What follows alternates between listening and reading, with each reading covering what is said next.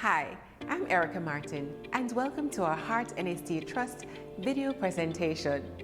For today's video, we will take you through the steps on how to clean and sanitize kitchen premises and equipment.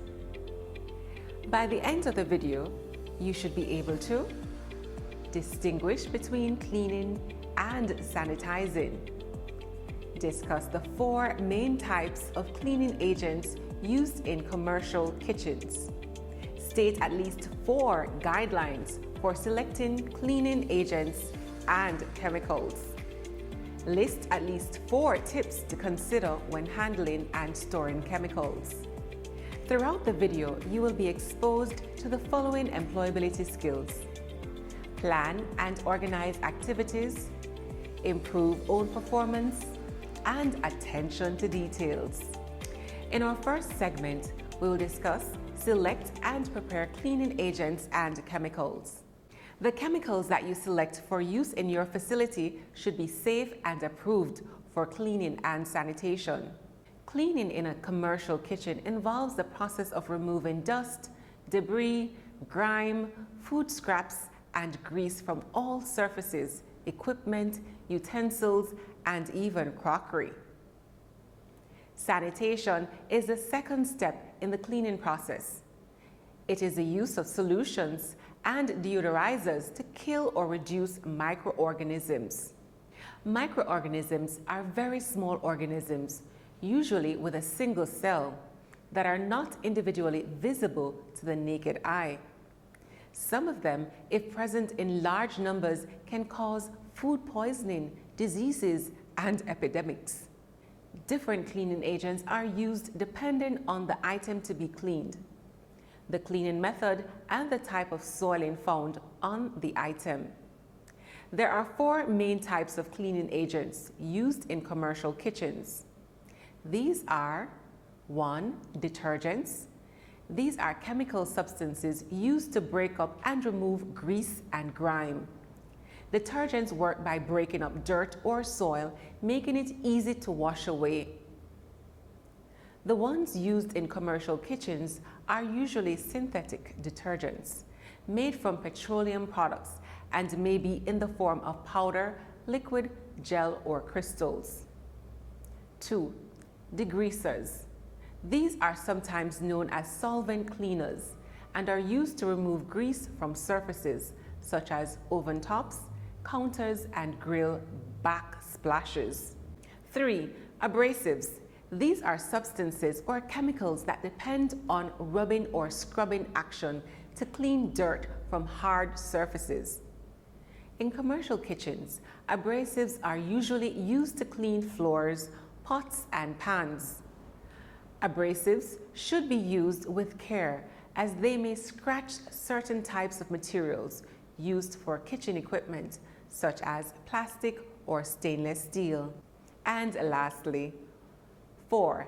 Acids. These are the most powerful type of cleaning agents and should be used with care. If they are not diluted correctly, acid cleaners can be very poisonous and corrosive. Acid cleaners are generally used to remove mineral deposits and are useful for descaling dishwashers. Remember, cleaning is done using detergent and therefore does not kill bacteria or other microorganisms that can cause food poisoning. You must always follow cleaning with sanitizing as it helps to kill bacteria and ensure a clean workplace. Let's review what we've done so far. What is the difference between cleaning and sanitation? Cleaning involves the process of removing dust, debris, grime, food scraps, and grease from all surfaces, equipment, utensils, and even crockery. While sanitation is the use of solutions and deodorizers to kill or reduce microorganisms. What are the 4 main types of cleaning agents used in commercial kitchens? If you said detergents, degreasers, abrasives, and acids, you are correct. True or false?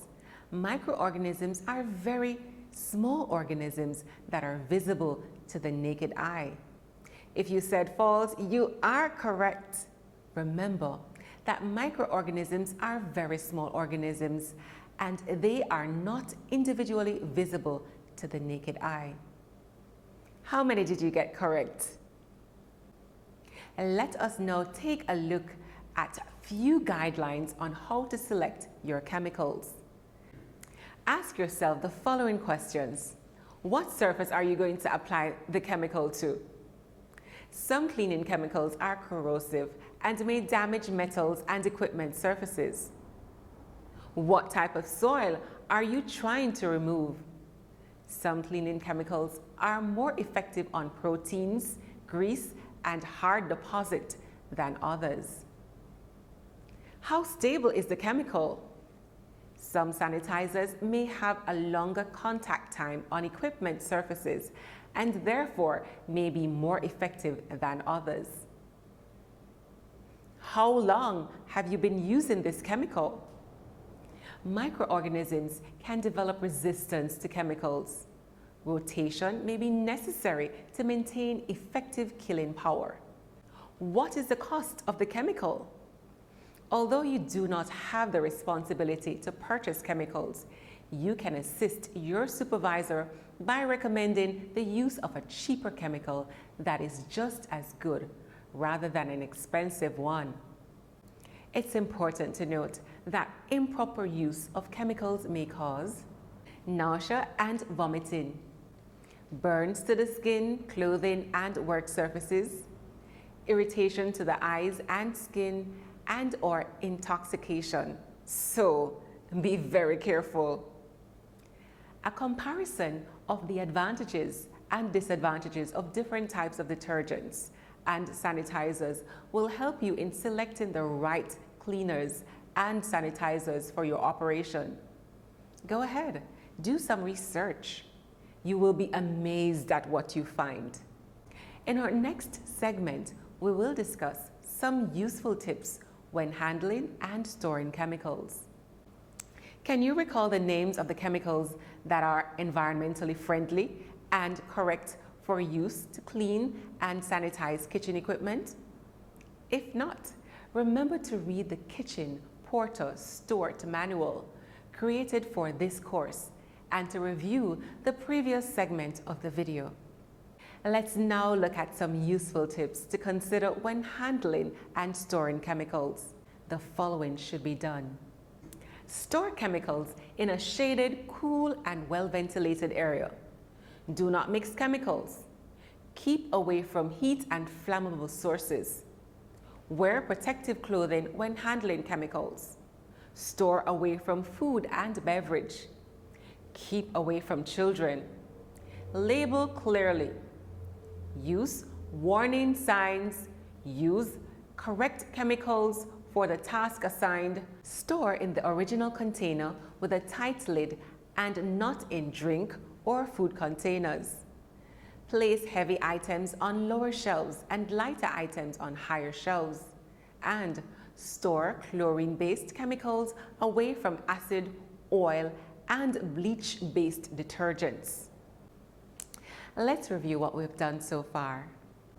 Can you recall at least 3 basic principles you should consider when carrying out cleaning activities in your establishment? If you said any 3 of the following, then well done. Always start from the top to the bottom. Use weaker products rather than strong ones in the first instance. Remove the dirt, not the surface. Control dirt and prevent pests. Always work with health and safety principles in mind, and always check the cleaned area before leaving. Remember, these are only a few. The employability skills covered in this unit were plan and organize activities, improve own performance, and attention to details. Thank you for watching part 1 of our Heart NSTA Trust video presentation on cleaning kitchen premises. I hope that you found the information useful. Until next time, I am Erica Martin.